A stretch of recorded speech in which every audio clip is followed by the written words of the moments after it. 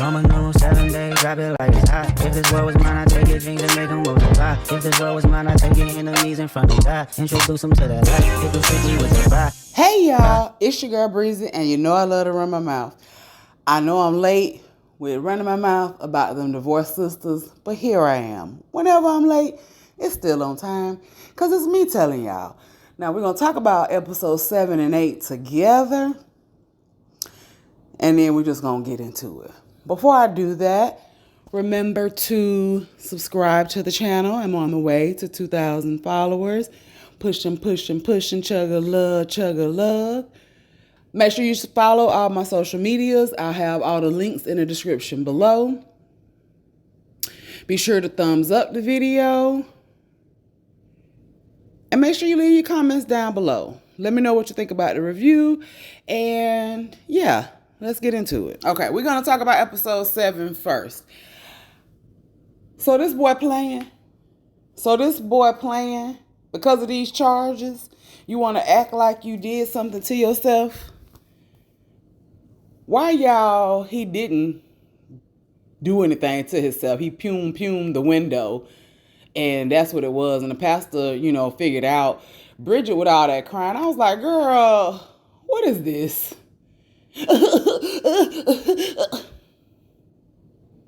Girl, I said, no, ma'am. Was that an intentional acting choice, or are you a bad crier to the lady that plays Bridget? Just wondering.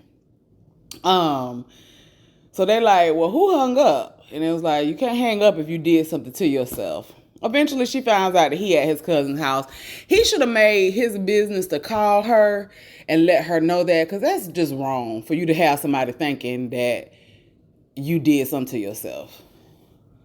Y'all, Myron get on my nerves with this whining. Boy, go on. But sir. Oh, he grinds my gears. He grinds them. Like, you a grown man. Cut all that out.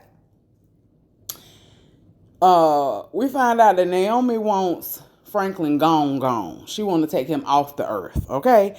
And baby, she likes it rough. And she was trying to take that man out while they was getting it in. He hitting the thing, trying to give her the safe sign and say, girl, let me go. I can't breathe. And she about to take that man out. Goodness. Now, she wants him to be the one to take Franklin out. She offered him $500K to do it, which he was willing to do it. But then she kept with this. She don't want to give him no money. She'll show him the money that she got, but she don't want to give no down payment. And I was like, girl, you're a weirdo for that. So when all the stuff happened with Javon and him pretending to harm himself, Geneva was at the church. And Tiffany comes in and Geneva's acting weird.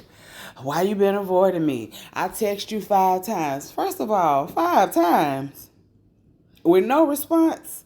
Girl, I don't even have nothing to say with you when I see you. What do I need to know about Javon? You'll find out when you need to find out.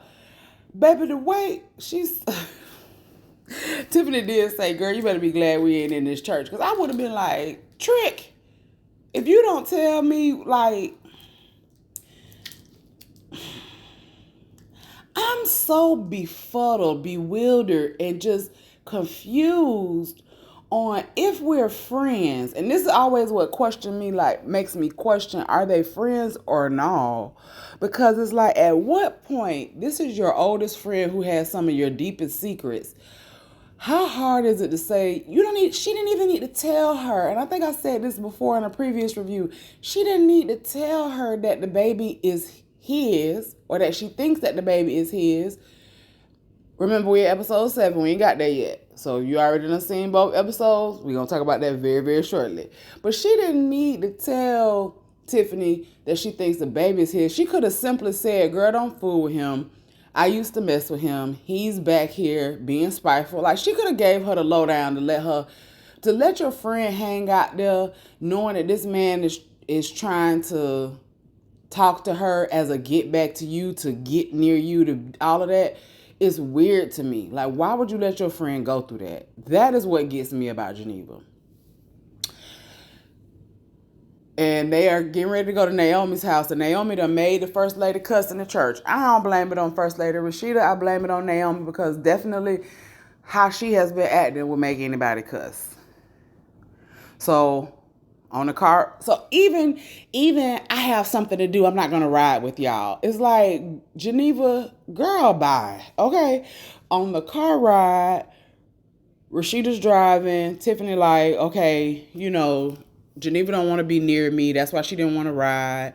And she's asking Rashida, and Rashida's like, you need to talk to Geneva. I don't like that either. Like, in my friend group, we're all friends. And yes, each is what I'm getting from the friend dynamic is like Geneva and Rashida are really close in their relationship. Rashida and Tiffany are very close in their relationship. And then like Geneva and Naomi are really close in their relationship. And I feel like that's the only person that Naomi is really close to. I feel like they've always kind of had like a thing with her, just how she acts, because, again, how she acts probably has pushed people away. But it's just, nobody's gonna just be honest with this girl. So y'all just gonna let her fall for this guy who y'all both know are using her. Rashida, you pissing me off too now, because as First Lady, you should be like, okay, listen, I'm not gonna say anything, but I will say he is only, she need to tell her. I feel like not even protecting Geneva in the sense of like, hey, at some point in time, I'm not saying when, him and Geneva had something going on, and you don't need to mess with him because he's only trying to talk to you because him and Geneva had something going on. Now, don't tell Geneva I told you that him and her had something going on. I'm telling you this to protect yourself so that you're not being used by this man, because that's his motive. Like, it honestly pisses me off that both Rashida and Geneva are not protecting Tiffany when it comes to Javon, because he is full of shit.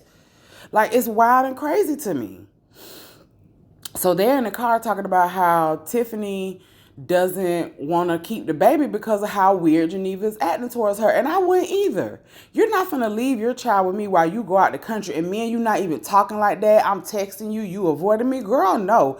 Rashida, I think it's best for you to keep the baby. Child, the pastor goes up. Pastor want to be so friendly so bad. And I kind of agreed with Franklin to a degree that I feel like the pastor still was trying to go up there to be nice, to see about the lady and all that kind of stuff. I honestly think it's twofold about him, about it being a selfish reason. I think one, he still wanted to see potentially if Franklin was going to get that money. If I'm still coming up here being nice, maybe he'll change his mind about the money. And because it happened at his church event, I feel like he didn't want Franklin to target them when it comes to that. But we find out that Franklin is definitely, and when I say targeted, I'm thinking that the pastor might have felt like they could have been sued because it was their church's auction event where it happened. But they are targets in the sense of Franklin is pissed. He's coming after Naomi, and he said he's also coming after Rashida. And I was like, Pastor, is you going to cuss him out? Is you going to get him the business? Because now he just threatened your wife. And the pastor told him, baby, this is not what you want. Please don't let the clergyman anointing fool you. You start with me and mine, you're going to see a different side of me. And I appreciated that, because who you talking to? Like, how are you going to sit in my face man to man and tell me you're threatening my wife and think I'm going to be okay with that? Nigga, what? Baby, please. No, sir. Honey, they get to Naomi's house, and that's when the fireworks begin. First of all, the little toot man, he's still there, getting him a sandwich. He has so much audacity because he just think he really thinks she want him like that, so he just chilling. He like, oh, we cool. Hey, baby, you done asked me to take your husband off the earth. I'm finna get me a sandwich. So Geneva gets him up out of there. She talks junk to Naomi to get her to go change her clothes, because Naomi is in her costume, for her nights with her paid man. And they let it was so funny that Kadeen was using her island accent, told her to go change your bumper clock clothes right now. Like, I said, oh, that's cute, a little call to who she is in real life. Now I find, and this is why I said that dynamic of those relationships, Geneva was so tender and so like, although she was direct with Naomi when Naomi was like breaking down, she's like, "You going through something? I know it's been a lot." She was so tender to her, but then you be so ugly to Tiffany. So wild to me. All the girls are there now, and they just start going in on Naomi. And here's what I think Naomi fails to realize. Rashida told her right. You let him bait you.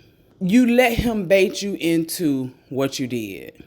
You continuously let him pull you in. Yes, he's harassing you. Yes, we all see that. Now, here's where I have a problem with the fact that y'all see that he's harassing her and you all didn't do anything to protect her.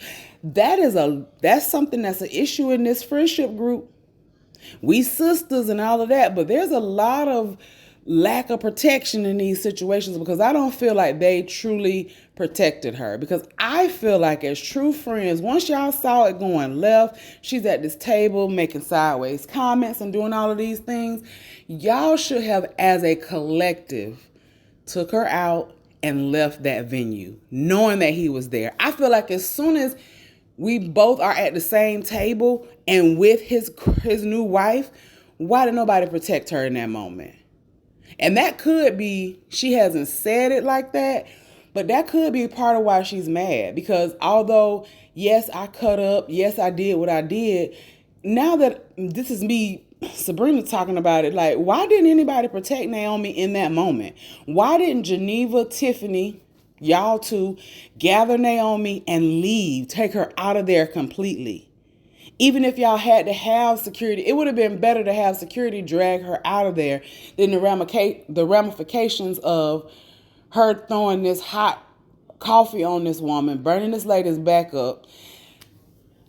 Y'all, and this, somebody tell me, this is just a side note to the lady back being burnt up. Is it necessary? Oh, I guess it was just the next day. Because I'm thinking, is it really necessary for her to be that sedated? I know it's a burn. I know it was very, very hot coffee. But is the hospital treatment that they're giving her, does it fall in line with, okay, anyway, somebody let me know. I had that thought when I saw her laying in that bed, but I have to remember that although we're at the 8th episode of this series, that scenario just happened 1 or 2 days ago. So, okay. Maybe it's necessary. So they start giving her the business. You let the man bait you. You're out of control. Baby, she started going in on them. She called Tiffany Miss Alimony, told Bridget she basically got her man from the daycare. Geneva, you know you're not satisfied. Your man ain't got but 5 inches, and we know he ain't doing nothing for you, but baby, you need that dual income in that household. That's why you're not leaving. And then asked Rashida, how's Myron? He talk on the phone with your husband and they doing sweet nothings. You know what's going on, but you turn the other cheek. And then, baby, she brings out the footage. She said, oh, it's going to be better on the TV, and puts it on the TV. And Myron is on the phone with somebody saying, I just love him. And I know he loves me, but I'm tired of this. And he came in here holding her hand, trying to make me jealous. He wants me. I know it. And he gets mad when he doesn't know who I'm talking to. And I said, Myron, child, what? So it brought back that question. Is the pastor gay or not? I really feel like they teetered and tottered on that line so much. And then for when Rashida asked, like, y'all believe this? Y'all believe this? And then Bridget was like, no, absolutely. That's the pastor. That's not. She was wholeheartedly, she didn't believe it. And then Geneva, I feel like she lied and said she didn't because Tiffany was the only one that was honest, like, well, girl, it is rumors around town that, they are really close. And she's like, and none of y'all gonna tell me. And again, here we go. Nobody protecting their friend. You're telling me that after Tiffany said that, Geneva kind of co-signed it. Yeah, we heard it. Naomi says, we thought you knew. Y'all was never going to talk to her and be like, hey, sis, it seems like this might be information you're aware of, but I heard so-and-so said that so-and-so said that your husband and Myron is really close. When was anybody going to protect Rashida and say, girl, what's going on? Like, these folks in this friendship, is y'all really friends?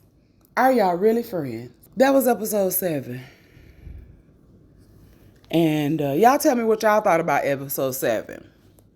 And we're going to hop just right into episode 8. So we still at Naomi's. So Rashida's like, oh, see, this is where I get off. You doing things, you know, whatever. No. Y'all done heard the rumors. And that, well, I mixed that and said at the end of episode 7. But that was at the beginning of episode 8 when she was asking them, do they believe it? Tiffany's the only one who told the truth on that.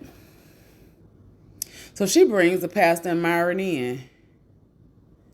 And what annoyed me this whole episode 8 is that we watched you, Myron. I'm sorry, but Naomi didn't have the ability to AI that video in that amount of time. That had just happened while these women was inside this house. Listening to you on the phone say that. And then you're going to come in here and lie and say, that's not me. I didn't say that. When Bridget talked to him at the church later on, that wasn't me. I didn't say that. I said, bruh, what? So we saw you. And you're just going to tell us what Judge Million used to say, should I believe you or my lying eyes? Because what? So the pastor was like, Myron, what is this? You know, he's going off. And so Rashida says she's done with Naomi. And they head out. Honey, Naomi done got served. Franklin is suing her for $50 million. He want every last penny he done gave her. And that's, I think, when Rashida says, girl, he baited you. He pulled you in. Instead of you taking this money, baby, where she should have been was on 3 weeks on a yacht somewhere on a coast in a different country.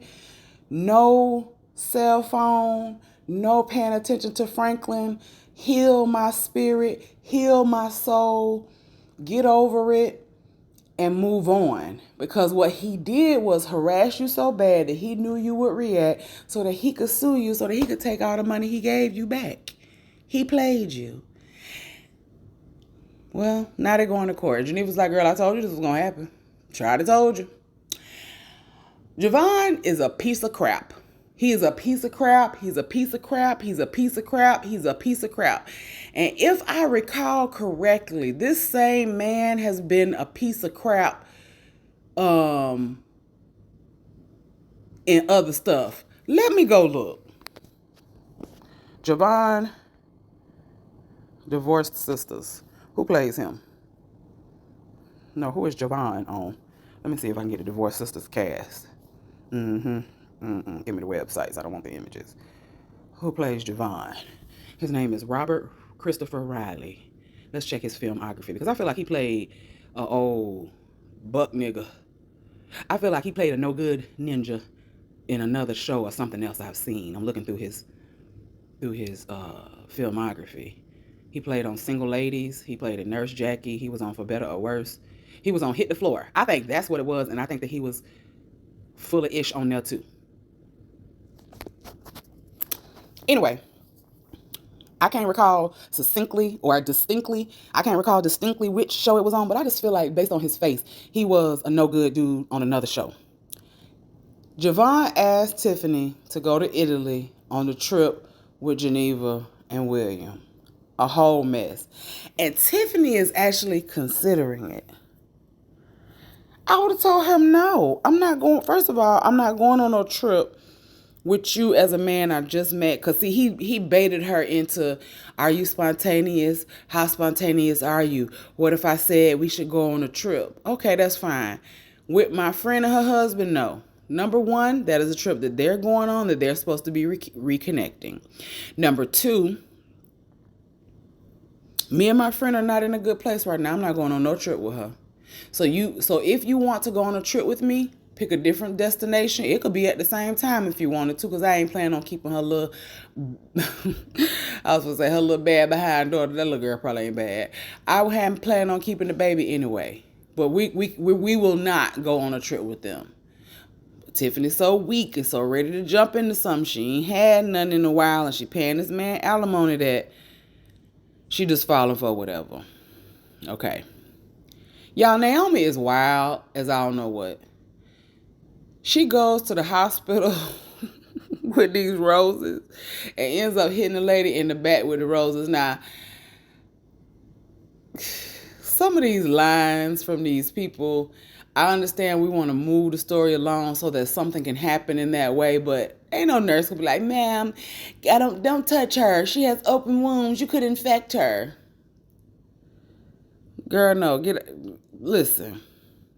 So when Naomi heard that, that was her cue to make sure that she hit that lady with them black roses. She goes to the bank with this man.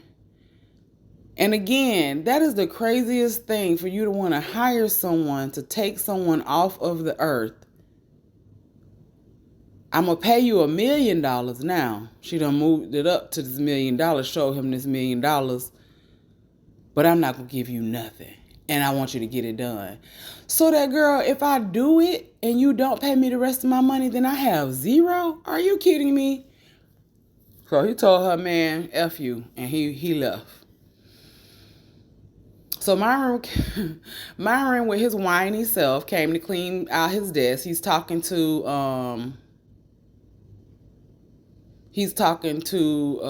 Bridget, and she was like, no, just come back tomorrow. He was like crying and all upset, like they're gonna fire me and this and that and all of that. So when he does come back the next day, he talks to the pastor, and he's honest with the pastor now, because you done lied to everybody. You lied to Bridget, you lied to yourself. And Bridget was like, bruh, like I saw you. When you want to stop lying to the person who's telling me this, and then you want to talk, call me. You know, when you want to tell me the truth, you can call me. So Myron, when he talked to the pastor, he was still lying, because he said, I'm not gay. But he says that somebody from the church, he wouldn't tell him who, but somebody from the church put it in his head that the pastor wanted him. And that's very interesting. I wonder who did that. Myron says, I love my wife. But how you love your wife, but you were talking about the pastor as if he was the love of your life. Anywho, so the pastor don't fire him or nothing. He just like, what you think was going to happen was never going to happen. You need to get some therapy. You need to work it out. As long as we can continue with business per usual, then, I'm good. Because when they were on the way home, and I thought it was so nice that the pastor and Rashida were like having a good time, giggling and talking and joking about the situation. Because she like, boy, I tried to tell you that and you ain't want to hear what I had to say. Now you believe me. They were saying how good of an assistant Myron was. So he still wants him around. All right, y'all. Javon is creepy. He's at these folks' house acting as a chef. He's teaching, I put in quotes, William how to cook flank steak. But he's making innuendos at Geneva once she gets in, talking about how juicy the meat is and how flavorful it is when you taste it. And he want to see her reaction. And William just is delusional. Poor thing. Just as delusional. Just ain't even catching what's being put down in his own home. And we get to the coup de grace. What we all knew was coming. What we all knew to be true was figured out. And for Geneva to be an attorney and to be allegedly so smart, she was real dumb. All right. So while they're at the house, the baby falls off the swing. The nanny comes in. She fell off the swing. They rush her to the hospital. She's getting CT scan. Tiffany comes, and Geneva's being weird. Oh, y'all can go. You can go. You don't need to be here. I'll call you. Like, girl, this is one of your closest friends who is like an auntie to your child, who you're leaving your child with when you go out of the country. And she comes to the emergency room and you don't want her to be there? Weirdo. Because Javon had called her, which his messy self did that on purpose. Okay. The doctor comes out. The doctor like, hey, she need a blood transfusion. William like, I'll do it. The doctor like, Geneva, we need you to do it. Instead of Geneva jumping on it and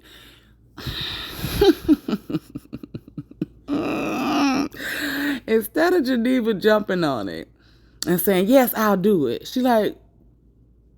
she's allowing William to lead that conversation. Like, why can't I give my daughter blood? And she was like, I think it just would be best for Geneva to do it. And Geneva's like, what is going on? And she's like, Geneva, can we talk in a separate room?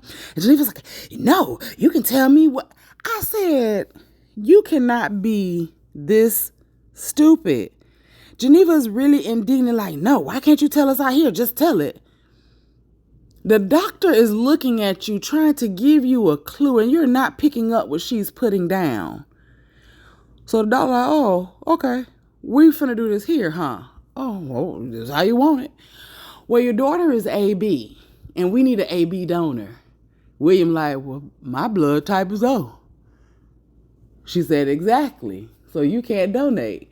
Well, what does that mean? If my child can't be AB if I'm O? The doctor said, exactly. That's how that works. What are you trying to tell me? I said, William.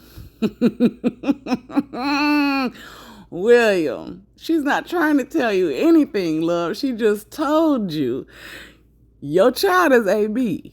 You are O. You can't have a child that has AB blood type if you have O blood type.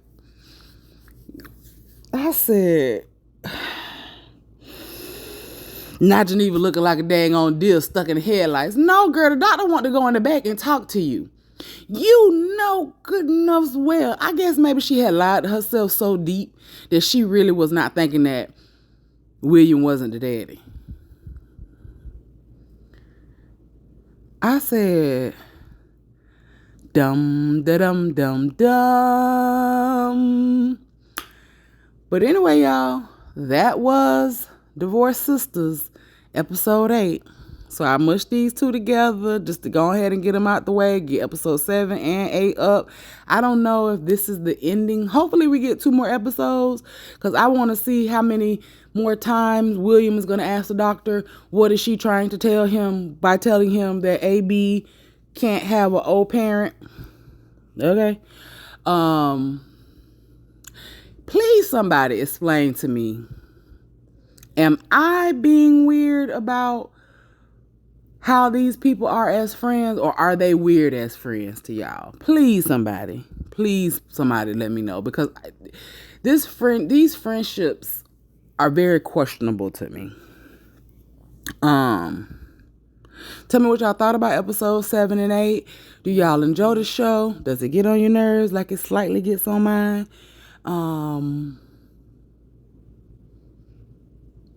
I'm still enjoying it, even though it's so dramatic and so drawn out. I still enjoy it. All right, y'all. Please leave your comments below. Again, make sure you subscribe to the channel. Make sure you hit that notification bell so that you can be notified each and every time I come to run my mouth. 7 days, grab it like it's hot. If this world was mine, I'd take your dreams and make them multiply. If this world was mine, I'd take your enemies in front of God. Introduce them to that life. Hit them strictly with the vibe. It's a vibe. Do your dance, let them watch. She a fan, he a flop. They just wanna kumbaya. Nah. This world, confused, how we go.